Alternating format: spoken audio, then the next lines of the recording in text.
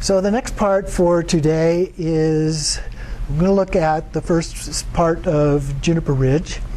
And these are teachings. The subtitle is The Profound Treasure Instructions of Padmasambhava to the Dakini Yeshe Togal. And there's also a commentary by Togal Rinpoche. And the translator's preference mentions the fact that this is a part of a three-book collection. And the first one being the Dakini teachings, then the advice from the Lotus Born, and then this one, which focuses primarily on the Dzogchen practices. It's not just Togal, but it's an important text, and so that's why it's included in our curriculum. And so this includes, it goes through and talks about what the content of the various teachings are, is a part of this, but it then closes by saying the final chapter is Padmasambhava's personal development at the feet of his guru, Sri Singha. So we get a little bit of a historical view of his own personal development as a part of this. So it begins then with the commentary of Togal Rinpoche. And as a part of that, this is labeled as the introductory teachings here. He refers to it as Padmasambhava's pith instructions. So these are very specific, directed instructions that can be very helpful. They come to us through treasure revealers and ensure that Padmasambhava's influence, his teachings, his blessings continue on in the tradition so that it's a living tradition. And of course, the treasure revealers are known as tertans, and the texts that they reveal are known as termas.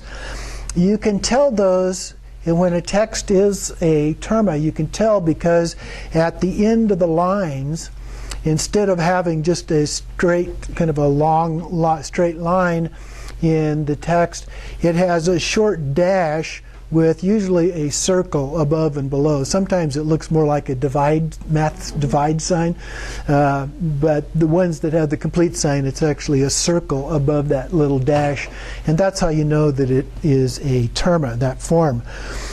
And so, as I mentioned, Yeshe Togal is the one that actually compiled these teachings by Padmasambhava, and she is known as an emanation of the female Buddha known as the Wisdom Dakini. And of course, in a way, all Dakinis are known as being Wisdom Dakinis.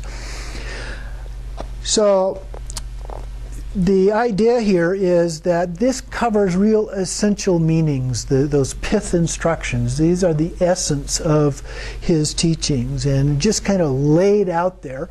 Sometimes they're considered to be too pithy to really understand directly. But I have found that oftentimes they're easier to understand directly than the commentaries. But oftentimes commentaries can also be quite helpful. So the pith instructions are very precious, I think. So this means that we've got the essence, that they are non-existent. It talks about their nature, how they manifest, and gives us the undistorted, pure phenomena that transcend objects of dualistic perception. So it's kind of like a rainbow. You can see the rainbow, but you can't grasp onto that rainbow. And a lot of these ideas are very much like that when we talk about transcendent wisdom and so forth. They are things that we can get an idea about what they are, but the only way we really understand them is through that direct experience of encountering those. So it's kind of visible, but it lacks the nature of a physical thing in any way. So there's nothing we can grab onto or hold onto. In here on page 15, it says it's expressed as by the Kagi masters as co-emergent mind essence is Dharmakaya, co-emergent appearance is the light of Dharmakaya. So here appearance is the undistorted pure phenomena. So it's not like the manifestation being the physical phenomena, but it's more like the energy or essence of the Dharmakaya, which has no energy component to it per se. So then it talks a little bit about enlightenment on page 16. It is said that when you attain it, nothing is impure. An accomplished yogi perceives everything as the continuity of pure wakefulness. The entire external world is a celestial palace, and the inhabitants, sentient beings, have the nature of dakas and dakinis. So this is pure view or sacred outlook. So we just begin to see that in everything. It doesn't mean that the bad things going on in the world go away, but we understand that their inherent nature is different, and we always see that inherent nature no matter what our other obscurations are covering that up. So enlightenment is like awakening from sleep. Conceptual thinking creates all the perceptions and phenomena of daily life, but whatever you experience at night is created by sleep, and then awakening from sleep, the dream disappears. So nothing remains of this present confusion when the distorted experience of and confusion of conceptual thinking are completely cleared away. The manifestations of phenomena are merely the display of rainbow light. So we get to understand the true nature of those things, how those things then begin to manifest and then emerge into a form in which we can actually begin to see those things. At the bottom of page 17 there, he says, "It is good to discern the true signs of progress in practice. For example, having meditated upon a Yidam deity, one should have a vision of it. There is also general signs of the completion stage, such as seeing lights, smoke, a mirage, and so forth. We can actually perceive these signs of blessings with our eyes. So we can literally begin to see these things as we do these practices." He goes on the next page, a little above the middle. He talks about two kinds of experience, pleasant and unpleasant. Both are signs of the practice.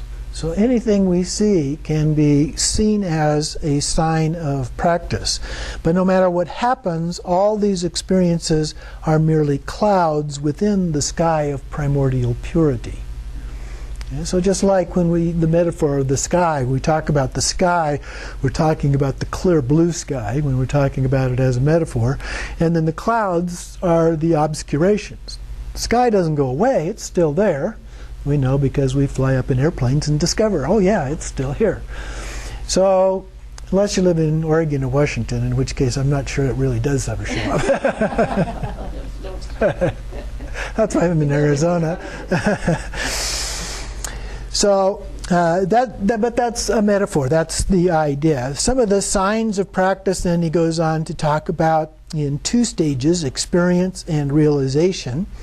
The true sign is that your mind is free from clinging naturally and without difficulty. Another good sign is when your mind feels at such ease that it is full of devotion, faith, and compassion, like the sky suffused with the warmth of sunlight. The real accomplishment, though, is to remain unaffected by the experiences of bliss, clarity, and non-thought, while being free from dullness and agitation. So we have these experiences, they feel good, and there's nothing wrong with the fact that they feel good, but we have to be careful about getting attached to those, because when we become attached to them, that becomes the end, and what we focus on is trying to achieve those things instead of the actual experience that we're looking for. So on the next page, close to the top, the perfect method for becoming quickly accustomed to the unfabricated state of awareness is to have devotion to enlightened beings and compassion for unenlightened beings. So we become devoted. We take refuge in the enlightened beings. And at the same time, we feel compassion for those who are not enlightened, which can even be ourselves. Feel compassion for all those beings that are not enlightened as a part of it. Then, as it is said, in the moment of love, the empty essence dawns nakedly. So when we have that feeling of love, so it's always important as we do this. Dzogchen doesn't talk a great deal about the compassion aspect of this, but it is just as important as the wisdom aspect that it tends to focus on. So we need to make sure that we have both of those and we bring those together as one. And that's when we achieve enlightenment. Compassion and emptiness joined together as just one. So sometimes it's helpful to do other kinds of practices that support that. Doing a metta meditation, for example, or other things that focus on compassion. So body, speech, and mind can feel overwhelmed with love, and you look inwardly, it is like a sun unobscured by clouds. This is how past Kagyu and Nyingma practitioners could attain enlightenment without being learned. Okay? So we can do it through our practice. We don't have to be scholars. We don't have to be experts at that. And in fact, sometimes that can get in the way.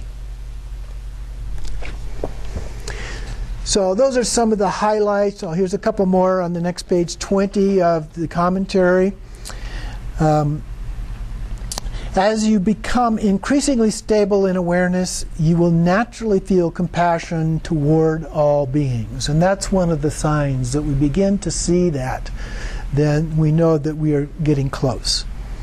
And then down a little past halfway, for the best result, you need both emptiness and compassion, which is called emptiness suffused with compassion.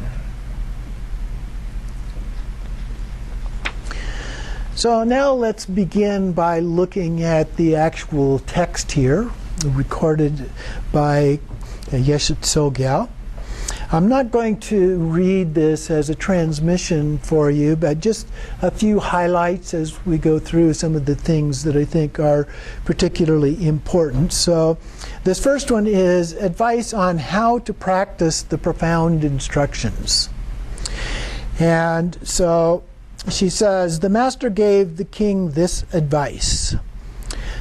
Your Majesty, practice the meaning. And it struck me when I saw that, the four reliances. And we've talked many times about the four reliances, relying on the teaching and not the teacher, relying on the meaning and not the words, relying on the definitive and not the provisional meanings, the transcendental wisdom and not the knowledge, ordinary knowledge aspect of that. And so that's very important as we go through these, that we keep that in mind, because as the way a lot of these things are written, it's very easy to take them literally. And when we do that, we're creating a potential obscuration for ourselves. So in here she says, it is not achieved with effort, but by letting be and never striving. Very much like what we've looked at in other texts as a part of the Trekcho. And at the end of this page, you never receive blessings just from asking. They come when you have gained devotion.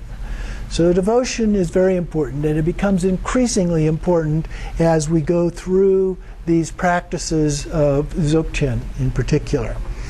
And so on page 2, at the last part of that, give up distracting occupations and embrace the nature of the view and meditation. And then remain in Dharmakaya's equal state that is beyond arising. So that's the focus. And it is possible, as we saw in Trekcho, to be able to do that even while we're doing other things.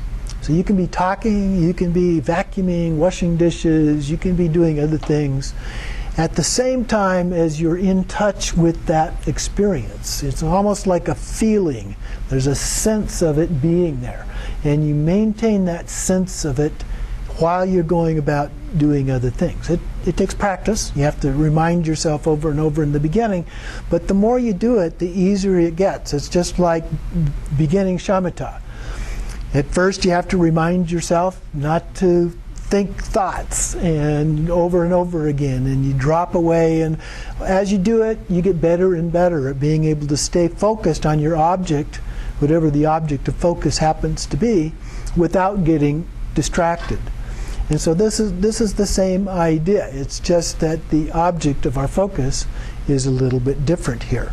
The Dharmakaya. Nothing that we can say about it, but it just is. And so we're able to stay connected with that and do other things at the same time. The second one is self-liberated wakefulness, a direct instructions in Mahamudra. And remember when we talked about this before, we said there's really no difference between Trekcho aspect of Dzogchen and Mahamudra. They're really talking about the same thing. Now as we get deeper into the Togal, we'll see starting next week that there are other aspects of that that are different than Mahamudra, but there are a lot of similarities to the Trekcho aspect. So this one starts off with homage to the lotus born of Udayana, Padmasambhava or Guru Rinpoche. And so then we have his oral instructions. And these are divided into 4 main points. And so the first one is the Mahamudra of the view is the basic nature of the mind, with nothing to prove or dispel. So it just is. Okay? So in the second paragraph below that, she says, its virtues need not be produced, nor are their flaws to be eliminated. So it's already perfect as it is. So we're talking about the ultimate here. We're not talking about the relative, which of course has many flaws that we need to work on. On the next page, in the third line, neither is there a need to produce thought-free wakefulness, nor does thinking need to be eliminated. Now that's different. Your shamatha, the goal is to eliminate all thoughts, to be able to just stay focused on whatever your object is, your breath, a candle, whatever object you're focused on, without any thoughts at all. Okay? Pure shamatha. But in our tradition, the Tibetan Buddhist tradition, we don't seek to do that. In our tradition, they recognize that thoughts are also part of the nature of mind. And so thoughts are going to come up. Now we do have then the ability to not grasp at those thoughts when they come up. And so again, if we can maintain that separation between the thoughts coming and going and that connection with the ultimate state, then the thoughts are not going to bother us. Okay? They just come and go. We see them, we let them go, and then we just stay connected with that sense of the ultimate. So that's why we don't need to eliminate that. So thought-free wakefulness is directly present while thinking. So the second one, let your basic nature settle without clinging. That is the Mahamudra of the meditation state. So just let it settle naturally. You don't attach to it. Okay? Always the danger of getting attached to things. So in the second line below that, let be without holding anything whatsoever in mind. So not holding anything in mind. That means it's coming and going, but we don't hold on to it. So it's not something that is or is not. And it does not exclude anything whatsoever.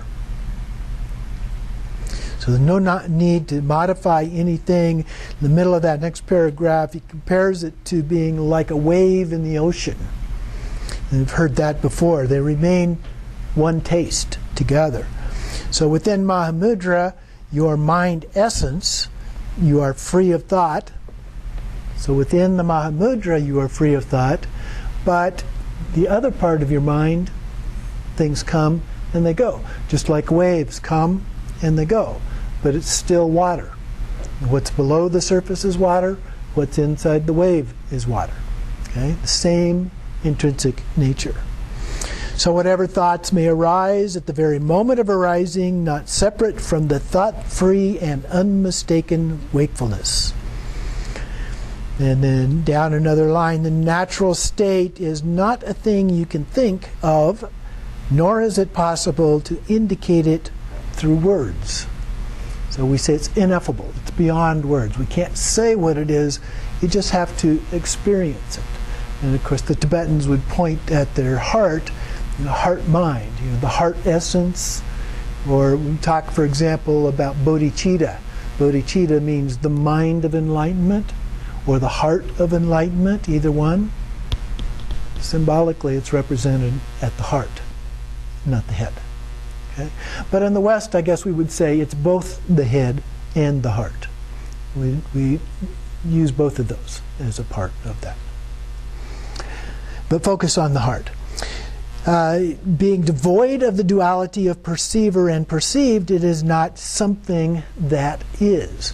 So when we let go of that duality, subject-object duality, we let go of it, then we don't think of it as being something that is. As soon as we think of it as something that is, that paper, okay, all of a sudden we've labeled it, we've attached to it, we're clinging to it at some level. So we need to be careful about that kind of thing. It is not something that is not either. So we go back to Nagarjuna. It's not a thing. It's not no thing. It's not both. It's not neither. Very important that that's conceptual, but we need to get a feeling for what that represents. It's indivisible, without conflict. The third one, the ground itself matured into the fruit. That is the Mahamudra of the fruition. So now we get to the result of this. And so in that first paragraph below, he talks about the fruition is when the basic nature has matured into realization. So realization, we're getting very close to enlightenment. We have a very good understanding, and it's not just conceptual. It's more like a gnosis, an direct experiential understanding. Its essence is dharmakaya. It's concurrent with emptiness. Its nature, sambhogakaya, is endowed with the skillful means of lucid wakefulness. And its capacity, nirmanakaya, is unconfined natural expression. So in the middle of that next paragraph, he says, fruition is your original mind, the naturally pure basic state, just as it is. And the unconfined state is dharmakaya, the lucid nature, sambhogakaya, the expressive capacity, nirmanakaya, just kind of repeats what was up above there. And then the fourth point, in order to bring the forth sequential blessings, there is the Mahamudra of the training. You must request the oral instructions from a master who possesses transmission, realization, and compassion, and then supplicate him or her, but only as dharmakaya. We supplicate the master only in that true nature of their being, because all masters in some way are human beings, and because we are human beings, we also have our own set of obscurations. Okay? And if we sit there and we criticize that person because they have obscurations, we're not going to get there. Okay? We have to realize their essence, their heart nature is beyond that, and see beyond that as well. See the dharmakaya. And then dissolve into him or her with deep yearning, so that through the master's blessings the realization of Mahamudra arises spontaneously. This shortcut is the training. Okay, so there's not a lot to say about it, just as in Yeshe Lama there wasn't a lot to say about Trekcho, but it just is. And then the third line in the next paragraph there, when the master's blessings, your own devotion, and the pure sincerity of your being all coincide, Mahamudra automatically arises. So by combining those things together, it just naturally arises. So then in the next paragraph, now ensure that your being is purified. After receiving the oral instructions, go to a secluded place and then just completely surrender in that space. Khenchen Lama talks about doing outdoor meditation. Okay? That is a great way to do this, and then just let it come up in a different setting, not a lot of stuff to get caught up in. You just relax into that state and just look out into nature, and it just naturally has a tendency to come up. So we are getting into the best time of year in Tucson for doing this practice. I mean, spring is nice, but spring oftentimes there's wind, there's clouds, there's other kinds of things. In the fall, we get a lot of nice, beautiful, beautiful weather. The temperature's down a little bit. The skies are almost always, not always, but almost always pure blue without clouds. It's really a great time for doing this kind of thing. Get outdoors someplace. If you go to our new website, ta-da, the new website now, go and look under resources, and there's a thing under outdoor meditation, and we've got pictures and some explanations of different places that you can go in and around Tucson for doing this kind of thing. There are many others, of course, but give you some ideas of just places, parks and other places that you can go to do this kind of outdoor meditation. And it's a great way to practice when you have the time. It takes a little more time, of course, than just doing it at home. But even at home, you can go out in the backyard or someplace close by and do this kind of thing. And, of course, he says, at first, train in short sessions. Repeat many times, and then extend the sessions, but remain completely thought-free. And then expand into that state of dharmata. This is kind of a relaxed openness, if you will. And then during your breaks, carry out your daily activities within continuous and pervasive state of lucid wakefulness, free from any mental doing. Okay, so you do them, you relax. Now, that can be a little difficult if you're teaching or you're reading or you're doing other things that are very mentally oriented to do. But you can get in touch with the feeling of it and still maintain that sense of feeling as you go about doing these other things. So then he says in the middle there, cultivate a vast compassion for sentient beings and make aspirations that the well-being of others may be spontaneously accomplished in the manner of non-action. So the manner of non-action we're going to have to talk about a little bit, but the idea is we can do things for others without necessarily getting directly involved with them.